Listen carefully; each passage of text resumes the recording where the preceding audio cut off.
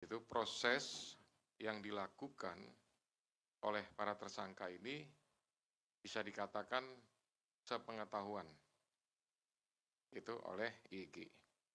Nah, kemudian tadi pertanyaan berikutnya ya, untuk istana apa segala macam tidak ada.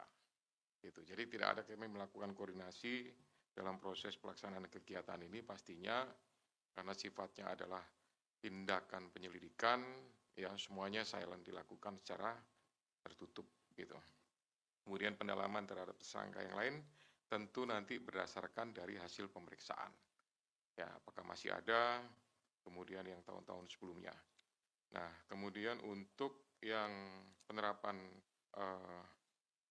pasal 12 huruf E ini, ya, ini memang proses eksposnya cukup lama, gitu.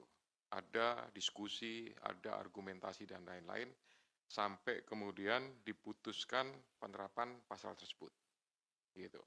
Nanti di spesifiknya Pak Asep lah yang akan menjelaskan, gitu. Namun demikian, ini memastikan bahwa ya sudah sekian lama yang tidak pernah ada ya untuk UTT dengan menggunakan pemerasan, biasanya suap gitu.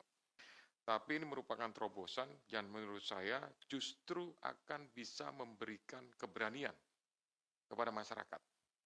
Kalau merasa diperas, merasa dipaksa dalam proses pelayanan publik, ini bisa dilaporkan. Gitu. Jadi saat pejabat yang memiliki kewenangan, kekuasaan, tetapi menyalahgunakan dua hal tersebut, maka masyarakat itu bisa melaporkan ya kepada KPK, kepada aparat penegak hukum untuk dilakukan proses penegakan hukum. Gitu. Pak Asep, silakan tambahkan. Terima kasih pimpinan. Menyambung dari yang disampaikan oleh Bapak Ketua, ini agak melompat ya langsung ke yang Mas Abir dulu. Jadi benar bahwa selama ini kebanyakan, bukan tidak pernah, 12E itu juga ada pernah beberapa kali.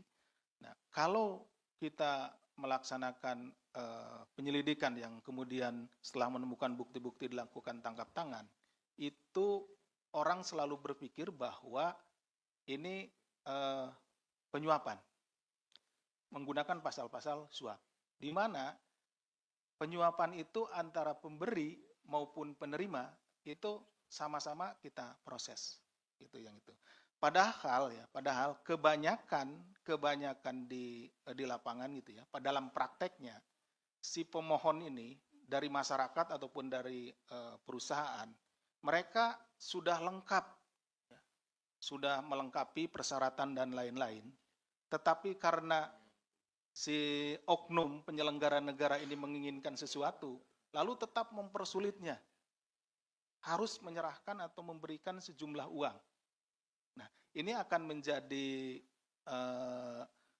kemudian salah ketika kita menerapkan pasal suap, karena mereka sesungguhnya sudah melengkapi dokumen-dokumen, persyaratan dan lain-lain, dan akhirnya kalau kita kenakan suap gitu ya, itu dua-duanya kan harus diproses, dan ini akan memberikan efek negatif terhadap penegakan hukum tindak pidana korupsi. Pertama, salah penerapan pasal. Yang kedua, menjadi keengganan bagi para pihak. Nih, yang sebenarnya mereka kan diperas nih. Saya takut lapor. Kenapa? Karena nanti kan